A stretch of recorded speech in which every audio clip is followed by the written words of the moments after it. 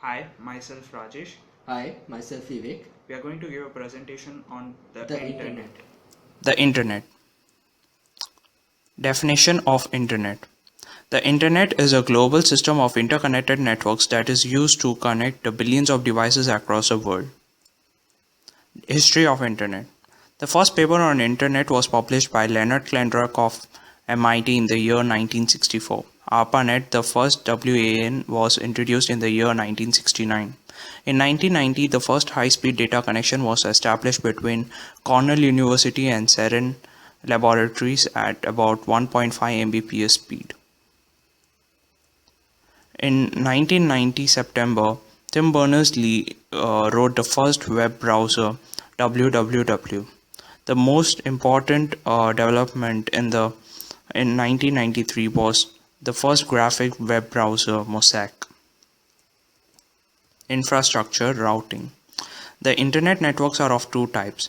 The first type is the Tier 1 networks, which is used by the telco companies to provide the internet services to the local people. The computers use the IP address of the websites to be accessed and send them to the routers. The routers jump the signals from one router to another till the destination is reached. Access. Internet is accessed majorly by the modems. These modems are used to establish the connection to connect to the internet via the telephone lines.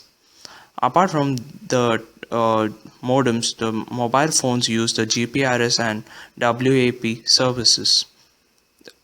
Transmission media such as coaxial wires, twisted pair wires, and fiber optic cables are used to connect to the internet. Protocols. Protocols specify the interaction between the communication entities. Protocols are the set of rules which help to establish the internet connection in a network. DSL. DSL is nothing but a digital subscribe line that provides the facility to transfer the digital data over the telephone line. DNS is nothing but the domain name system which helps to get the website IP address. When the URL is placed on the web browser, it sends the info to the DNS server. The DNS server searches for the root name system, which in turn gets the IP address of the website's web server, and that IP address is reached back to the operating system through which the connection is being established. GPRS, nothing but the General Packet Radio Services, is a packet-based communication service used by the mobile phones to access the internet. IP address and MAC address. An IP address is a numerical label assigned to each device participating in a network. MAC address is a unique ID assigned to the network interface card. Services by Internet. Internet provides a wide range of services such as sharing media, messages, and communication between the two people have become much more efficient with the video calling. There are many other services such as e-commerce, e-governance, and e-banking which have empowered their respective actual functions. Security and piracy issues. The internet, being a great boon to the society, also faces many security issues such as phishing and malicious softwares. Phishing is a technique of creating a clone of the original website to steal the credentials of the users.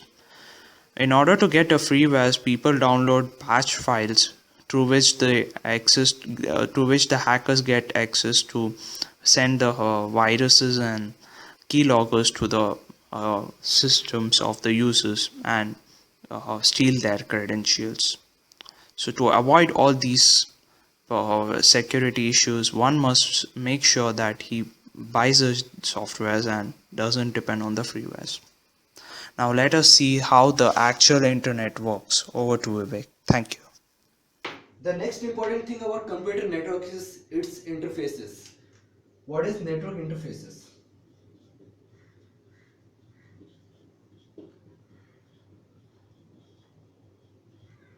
Network interface is a concept through which your computer interacts with the internet. So you might know about NIC, like network interface card, uh, which has a unique address which we call as MAC address, and it's unique to a particular computer. Talking about network interfaces, we have the first one is repeaters. Now what does repeaters do? When a signal is transmitted through wires, slowly the signal gets weakened. So what does repeaters do is reduce the noise and amplifies the signal.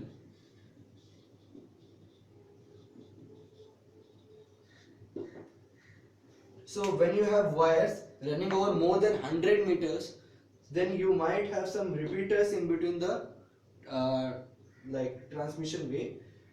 And if you have optical fiber, which I showed in the last this one, then the distance might change from 100 of kilometers to 1000 kilometers and all.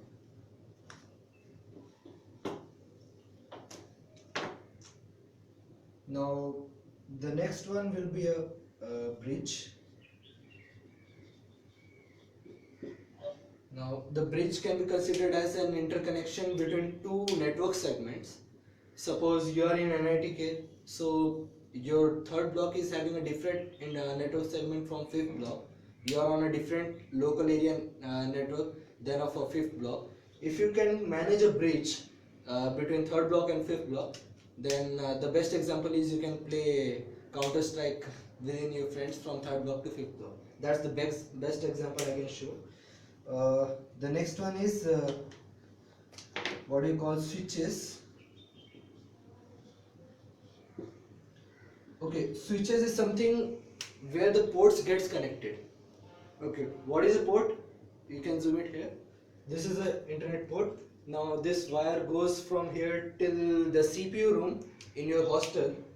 Okay, where all these ports get connected into a single switch. So it acts as an interface for the ports. The next one we will look into what do we call as routers. Now suppose you have a PC here, you have another PC here, you are sending some data from this PC to this PC. This is the transmission media, but in between what is the distance you don't know, and like with how from where and all it has to go you don't know. So wherever there is an intersection in the network, you have a router. What is the basic function of a router is to route the packet. Route the packet means to send it in the particular direction, specified direction. Suppose I have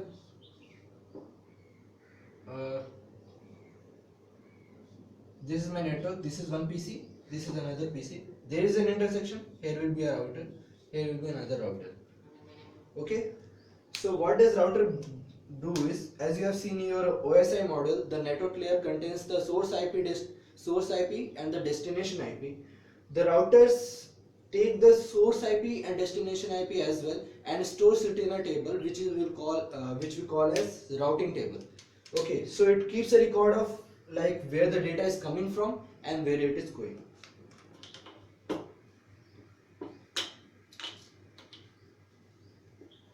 And the last but not the least is the firewall.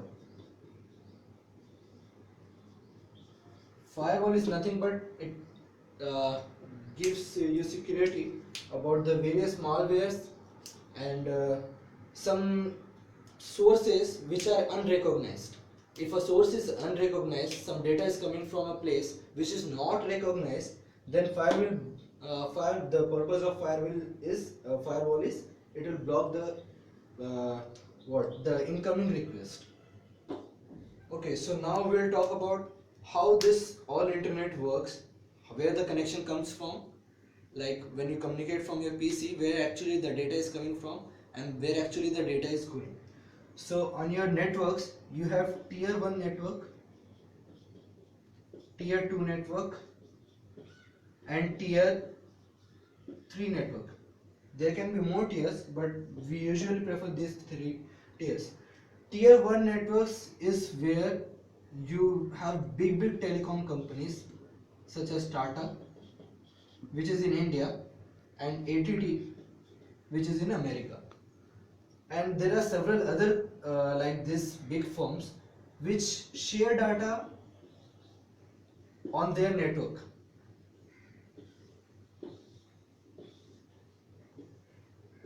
We call it as peering because there is no as such like profit or something like that. There is mutual understanding between the companies, like you give me data and you give me data, take data.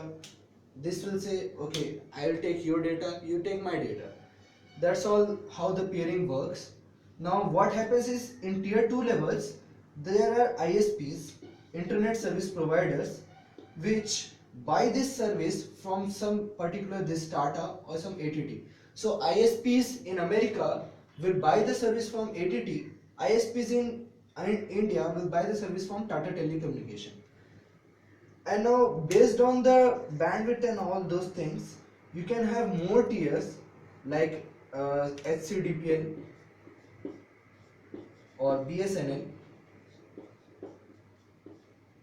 These are the internet service provider which purchase internet service from these things. Again, we can have several other things, like you can consider NITK one of the ISPs which buys data, buys internet from HCDPL Bangalore. Okay, so this is all about tier 1, tier 2, tier 3 networks. Where this tier 1 network connects, suppose this is ATT and this is Tata, this connects as a point and we call it as network access point, or we can call it as internet exchange point.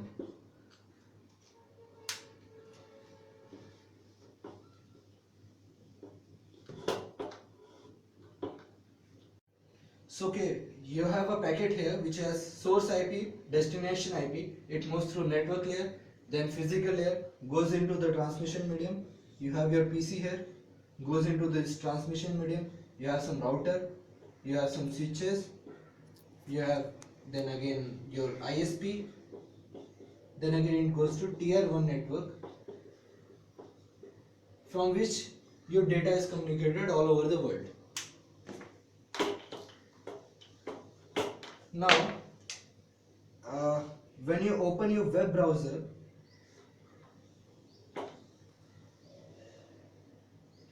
you put something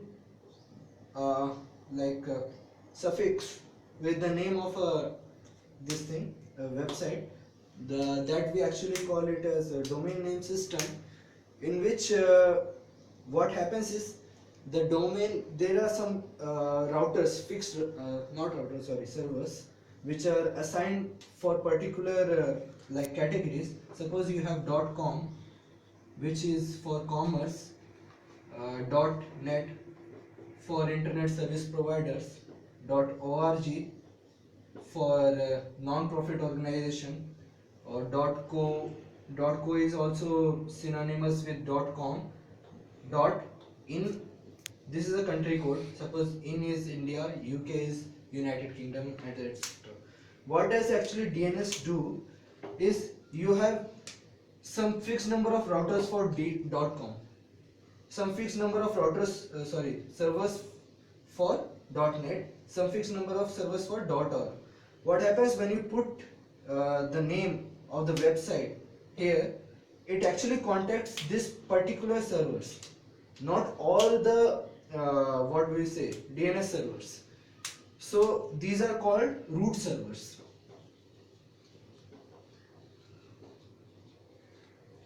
Now within .com, suppose you typed in facebook.com,